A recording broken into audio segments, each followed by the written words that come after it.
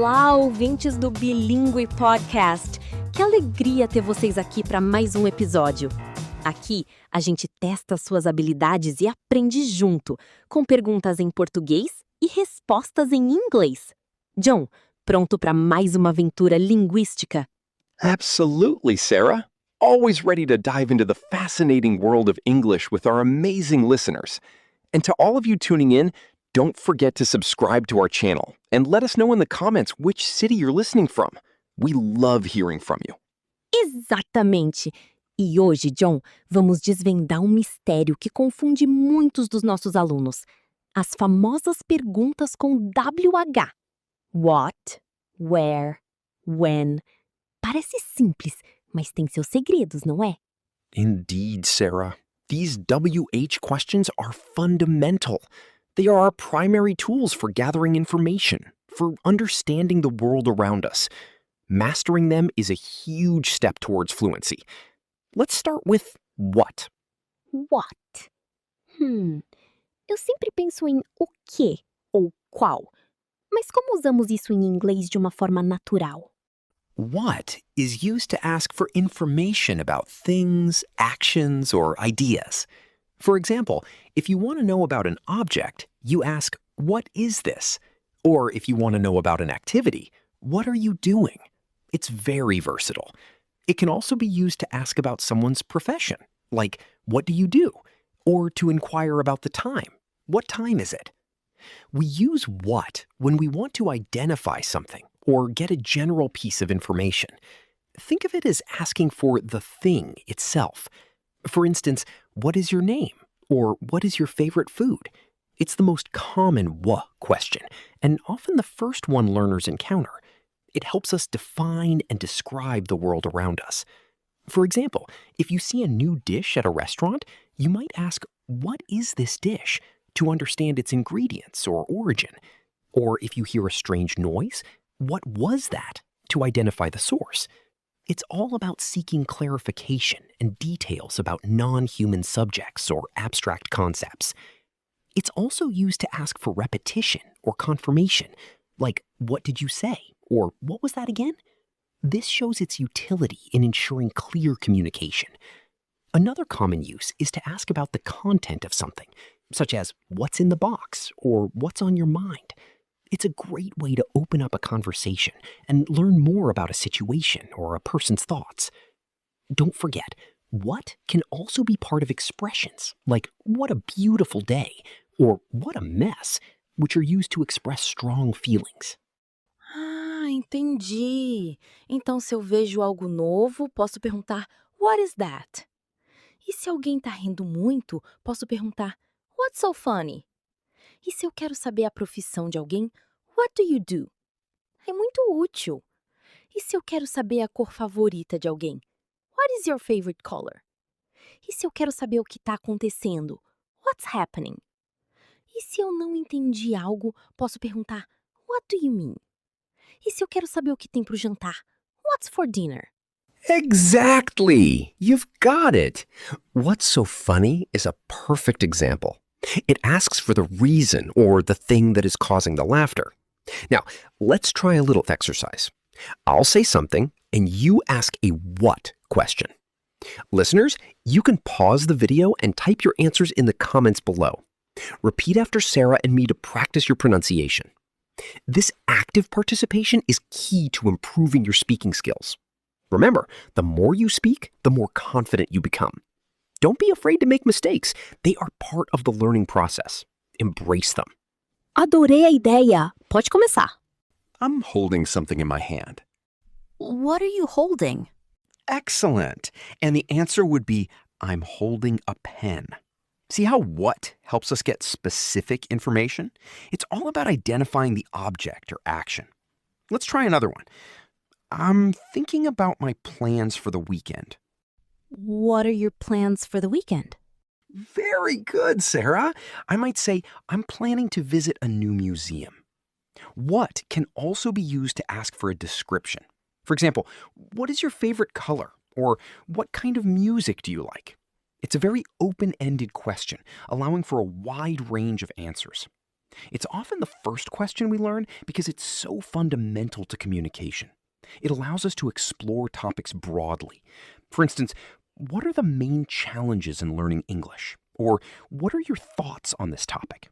It's a powerful tool for initiating conversations and understanding perspectives. We can also use what to ask about the nature of something, like what is love? Or what is the meaning of life? These are more philosophical, but still use the same structure. So what is not just for simple objects, but for complex ideas too. It's also crucial for understanding instructions. For example, what do I need to do? Or what are the next steps? This helps in clarifying tasks and ensuring you're on the right track. Remember, what is your go-to question when you need to know about things or information? Sim, faz todo sentido. É como se o what abrisse a porta para a informação que eu quero. E where? Esse eu associo a onde, certo? Precisely. Where is all about location. It asks for a place or position. If you're looking for your keys, you'd ask, where are my keys? Or if you want to know someone's origin, where are you from? It's essential for directions and geographical context. You can also use it to ask about the location of an event, like where is the concert or where is the party? It helps us pinpoint a physical spot. Think of it as asking for the place. For example, where is the bathroom? Or where do you work? Where is crucial for navigation and understanding spatial relationships. If you're traveling, you'll use where constantly. Where is the hotel? Where is the train station? Where can I find a good restaurant? It's about orienting yourself in the physical world and finding specific points of interest. It's also used for abstract locations, like where do we stand on this issue? Meaning, what is our position or opinion? Furthermore, where can be used to ask about the location of a problem or a solution. For example, where is the problem? Or where can we find a solution? It's a versatile question for both concrete and abstract locations. We also use where to ask about the direction of movement, like where are you going or where did you come from? This helps us understand journeys and origins. It's a question that helps us map out our world. Certo. Então, se eu quero saber onde você mora, eu pergunto Where do you live? E se eu tô perdida na cidade, posso perguntar Where is the nearest subway station? E se eu quero saber onde um amigo está? Where is John? E se eu quero saber onde está o meu livro? Where is my book? E se eu quero saber onde fica a sua cidade natal? Where is your hometown? E se eu quero saber onde posso aprender mais sobre isso? Where can I learn more? E se eu quero saber onde podemos nos encontrar? Where can we meet? Fantastic examples, Sarah. All are perfectly natural and correct. Where is indispensable for navigation and understanding geographical context. Let's try another quick practice. I'll give you a situation. Listeners, repeat after us. Try to form your own where questions. Don't be shy to speak out loud. It helps solidify the new vocabulary and structures. Active listening and speaking are the best ways to improve. Practice makes perfect, and the more you use these questions, the more natural they will feel. Estou pronta. I left my umbrella somewhere. Where did you leave your umbrella? Very good. And I might reply, I left it at the coffee shop. See how simple it is to get location details? Let's try another one. I'm going to meet a friend. Where are you meeting your friend? Excellent. I might say, we're meeting at the park. Where is also used to ask about the destination of a trip, like, where are you going on your next vacation? It's all about finding out the exact spot. Imagine you're planning a trip. Where would be one of your most used words? It's also vital for giving and receiving directions. For example, where is the entrance? Or where should I turn? It helps us understand and describe movement and placement. Consider a scenario where you're trying to find a specific item in a store. You'd ask, where can I find the milk? Or where are the fresh vegetables? It's about locating things in a larger environment. And remember, where can also be used metaphorically, like, where do we go from here, when discussing future plans or challenges. É muito mais fácil quando a gente pratica. E por último, mas não menos importante, when. Esse é para tempo, certo? Absolutely. When is used to ask about time. It could be a specific date, a general period, or an event's timing. For instance, when is your birthday? Or when does the store open? It's crucial for scheduling and understanding timelines. You can also use it to ask about the frequency of an event, like when do you usually go to the gym? Or when do you study English? It helps us place events in a chronological order. Think of it as asking for the time or date. For example, when did you arrive? Or when is the deadline? When is fundamental for organizing our lives and understanding the sequence of events. If you're making plans, when is your best friend? When are we meeting? When does the movie start? When is the report due? It's about pinpointing moments in the past, present, or future. It can also be used to ask about duration, like when did you start learning English, or when will the project be finished? We also use when to ask about the timing of historical events, like when did World War II end, or when was the internet invented? It's a powerful tool for understanding history and personal timelines. Furthermore, when is often used in conditional sentences, like when I finish work, I'll go home. This shows its role in connecting events in time. It's a versatile word that helps us structure our narratives and plans. Ah, sim! Então, se eu quero saber a hora de um evento, eu pergunto: When is the party? E se eu quero saber quando algo aconteceu no passado? Tipo, When did you learn English? E se eu quero saber quando o próximo episódio do podcast vai ao ar? When is the next episode? E se eu quero saber quando é o feriado? When is the holiday? E se eu quero saber quando você vai viajar? When are you traveling? E se eu quero saber quando é o melhor momento para visitar um lugar? When is the best time to visit?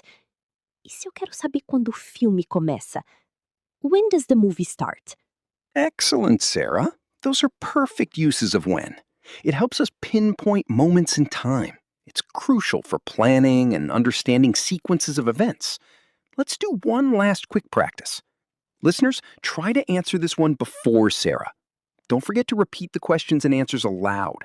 This repetition is vital for memory retention and building confidence. Try to incorporate these questions into your daily thoughts and conversations. The more you use them, the more natural they will become. It's like building muscle memory for your brain. Vamos lá. I have a doctor's appointment. When is your appointment? Perfect. And I could say, it's on Friday morning. You see, these WH questions are like building blocks for conversations. They allow us to gather all sorts of information. They are the foundation for asking and understanding questions in English. The more you practice, the more natural they will become in your everyday speech. Remember, the goal is not just to understand them, but to use them confidently in your own conversations. Don't be afraid to make mistakes. They are part of the learning process. Embrace them.